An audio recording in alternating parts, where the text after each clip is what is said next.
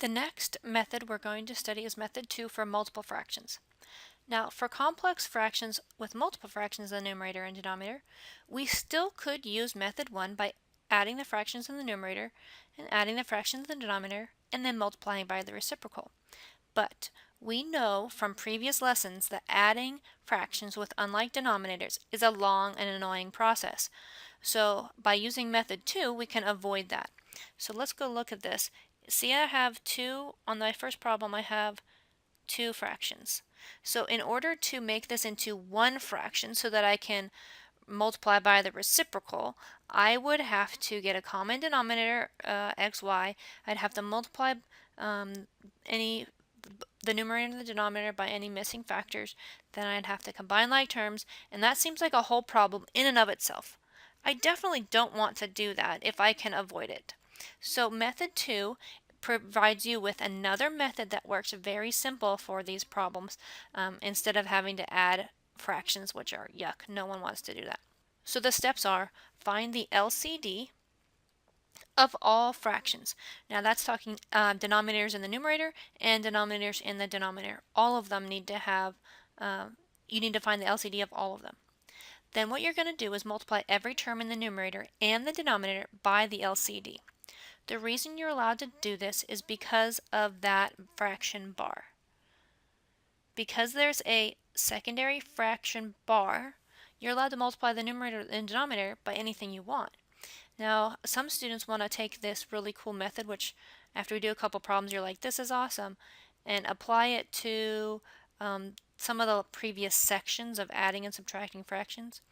This only works for complex fractions because of that second fraction bar. Okay, you have fractions in the numerator and fractions in the denominator. So don't try to apply this method to anything other than complex fractions.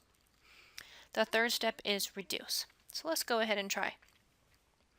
My LCD for all denominators, I'm looking at x, y, and 5x cubed y. I have to find every single base independent. I have a 5, I have some x's, and I have some y's. The greatest exponent of 5 is 1. The greatest exponent of all of the x's is 3, and the greatest exponent of all the y's is 1. So we have 5x cubed y as our LCD. Now that I have 5x cubed y as my LCD, I'm going to do step 2. Step 2 says multiply every single term in both the numerator and the denominator by the LCD. The reason I'm allowed to do that is because of that red fraction bar. So I'm going to write it on every single fraction. 5x cubed y. I'm multiplying out to every single numerator in both the numerator and the denominator. So I'm allowed to do that again because of the red bar, and now I go back and reduce each fraction, and in one step it's going to make it into one fraction instead of fractions over fractions. So on the first fraction, so we have 3 times 5x cubed y over x. Notice that the x in the denominator and one of the x's in the numerator divide out, and that leaves me with 15x squared now y. Then there's a minus sign in the problem, so we're going to keep our minus sign. Let's reduce the second one. Notice the y in the denominator and the y in the numerator divide out. If you've chosen your LCD correctly, the denominator should divide out every time. And I'm left with 1 times 5, which is 5x cubed. In the denominator, the 5's divide out, the y's divide out, and the x cubes divide out. So all I'm left with is 6. Now, looks like that numerator can factor, so I'm going to try to factor that numerator. I can take out a 5x squared, and that leaves me with 3y minus x over 6. Doesn't look like anything divides out, so this answer is our final answer, but that means also because nothing reduced, the previous one would also work as a solution. And that came out fairly simple without having to find any common denominators and add the numerators and then proceed with the problem. So this is a much nicer method. If it seemed a little confusing, let's try a couple more. Please don't discount this method just yet. So on the next one, I'm looking for the LCD of all denominators. The denominator x, 2, 7x, and 14xy. Be careful, 14 is a complex number, which is 7 times 2, xy. So I need all of the unique bases. So it looks like I have 7 as a unique base, 2, an x, and a y. Okay, what is the highest exponent 7 has? Well, 7 to the 1. The highest exponent of 2 is 2 to the 1. The highest exponent of x is x to the 1 and y to the 1. So my LCD is just 14xy. Now, because of this red bar right here, that allows me to multiply anything I want to the numerator and the denominator. So I can multiply 14xy to every single numerator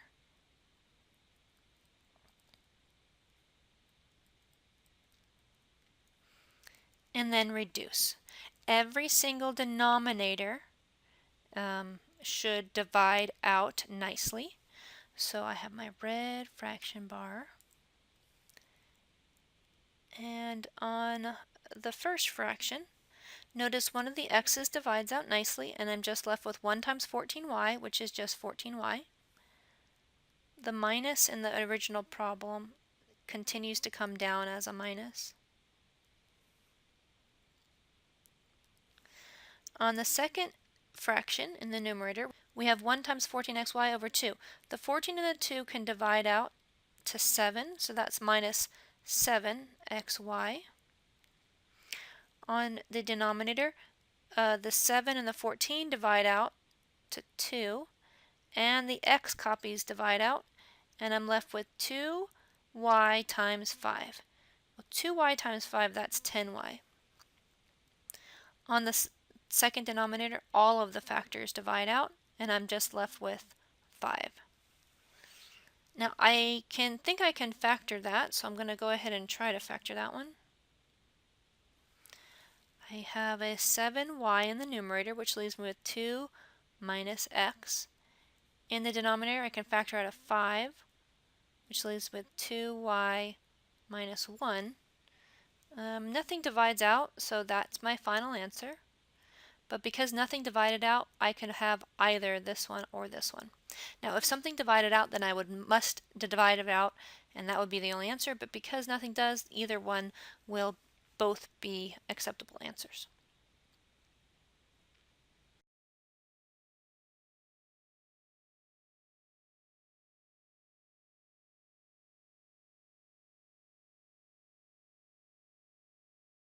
On our next problem, we have some parts that are whole numbers. So the first thing I want to do is create those into fractions.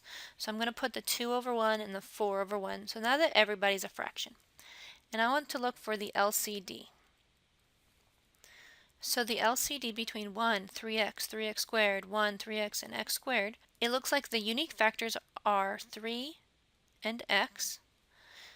The highest degree 3 is ever raised to is 1, and the highest degree x is ever raised to is 2, so that gets me 3x squared. Now I am going to multiply 3x squared to every single numerator, including the whole number 2 and the whole number 4. So I'm going to multiply by 3x squared on every single term in the numerator and every term in the denominator. Please don't be lazy. Go ahead and write it out on every single one of them. It's going to help you quite a bit. So we have this red fraction bar that I'm going to bring down. In the first fraction, 3x squared times 2 divided by 1 is 6x squared. On the second fraction, the 3's divide out, and one of the x's divide out to give me minus 7x. On the last fraction in the numerator, all of the factors cancel out, and I'm left with just minus 10. In one simple step, I've got my numerator to be just all whole numbers. On the denominator, I have 3x squared times 4 divided by 1. That's 12x squared. The 3 and one of the x's divide out on the second one. That leaves me with 8 times x, or minus 8x. On the last one, just the x squareds divide out, and I'm left with minus 15. Now, it looks like these might factor, so I'm going to try that.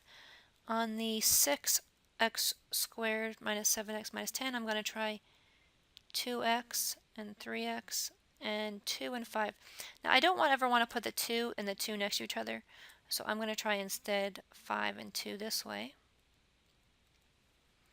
When I multiply across, that gets me 4x and 15x. That's not going to get me 7, is it? Okay, I tried. It didn't work. Let's try again. Switching those around isn't going to help. Let's try 6 and 1. And 2 and 5. That's going to get me 5x and 12x, which one of each sign is going to get me a negative 7. So in the numerator, this factors x minus 2 times 6x plus 5. In the denominator, I still have to do some more factoring. So because there's a 6 and a 5 here, instead of picking 3 and 4 first, let's try this just to see if we can't match that up. So I'm going to try 2x and 6x for the denominator. And for 15, I'm going to go ahead and try 3 and 5. So I can put the 5 and the 6 next to each other. It's kind of a little sneaky trick where I'm trying to get these two to possibly divide out. I can't force them, but I can definitely guess and check them. Oh, certainly does. I have a negative on the 18 and a positive on the 10. Okay, so that gets me 2x plus 3 and 6x plus 5. All right, so those 6x plus 5s divided out, and my final answer is x minus 2 over 2x plus 3. You can keep your parentheses, or you don't have to.